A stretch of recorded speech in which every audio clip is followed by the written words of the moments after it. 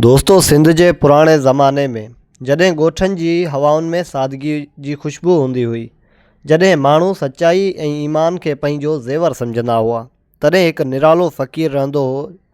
नालो हुअसि वतायो फ़क़ीर।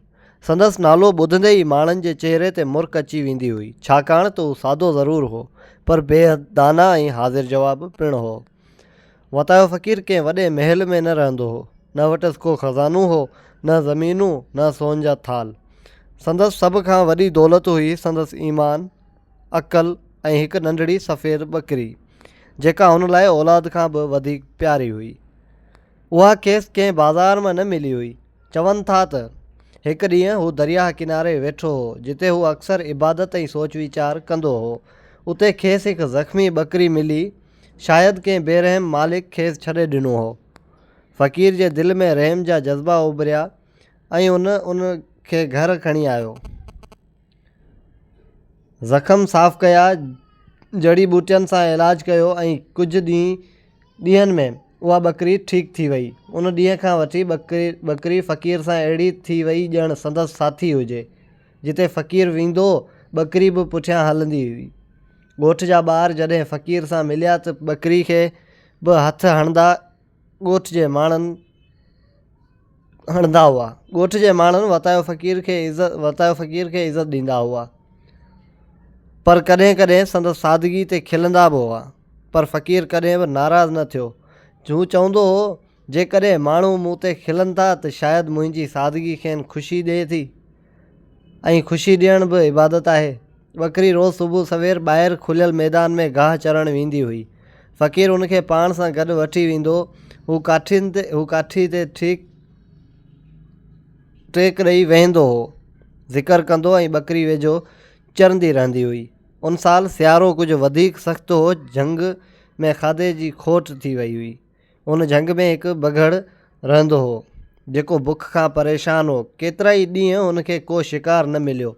नेठि हिकु ॾींहुं हुनजी नज़र ॻोठ जे भरिसां चुरंदड़ हिकु ॿकरी ते पई। बघड़ जूं अखियूं चमकी पियूं। हुन दिलि में सोचियो, उहे ॿकरियूं त मुंहिंजी बुख जो इलाजु आहिनि। पर ॻोठ वेझो अचणु आसान न हो। माण्हुनि चौकना हुआ। तंहिं हूंदे बि बघड़ हिकु राति ॻोठ जे भरिसां लिकी बीठो। ॿकरी जेका फ़क़ीर जी साथी हुई, उनखे ॼणु ख़तरे जो अहसासु थियो।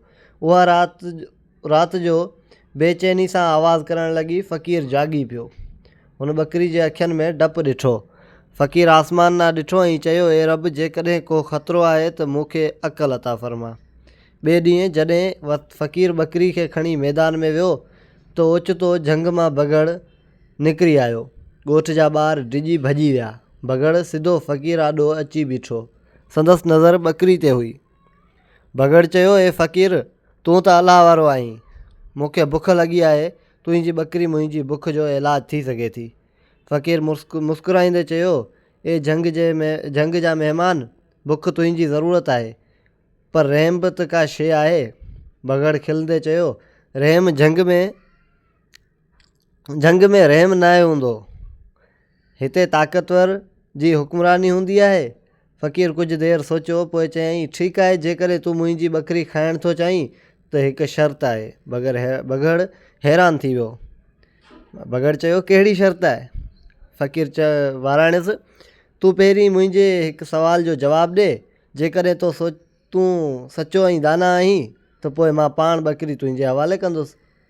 बघड़ खे लॻो त उहो आसान हूंदो। हुन चयो, पुछ फ़क़ीर।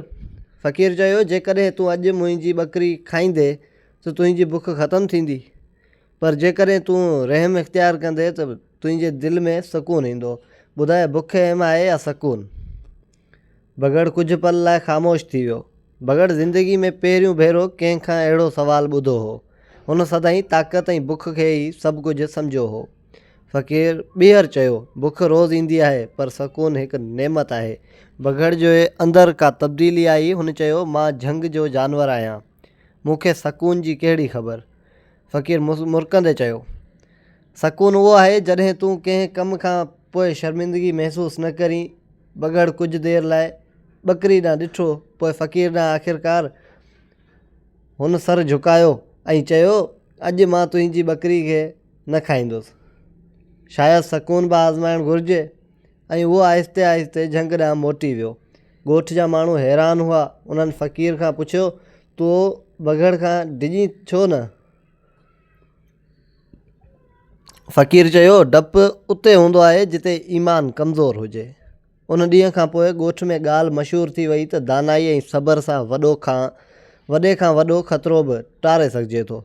वताए फ़क़ीर पंहिंजी ॿकरी सां साॻी सादगी सां ज़िंदगी गुज़ारींदो रहियो ऐं बघड़ बि शायदि उन ॾींहं खां पोइ हर शिकार खां अॻु सोचींदो हो। तो दोस्तों, उमेदु कयां थो तव्हांखे अॼु जी कहाणी पसंदि आई हूंदी। जेकॾहिं कहाणी पसंदि आई हुजे त वीडियो खे लाइक कयो ऐं वधि खां वधि पंहिंजे दोस्तनि सां शेयर कयो। ऐं दोस्तों, जेकॾहिं तव्हां चैनल ते नवां आहियो त चैनल खे सब्सक्राइब करणु न विसारंदा। मिलंदासीं हिकु नई वीडियो सां गॾु।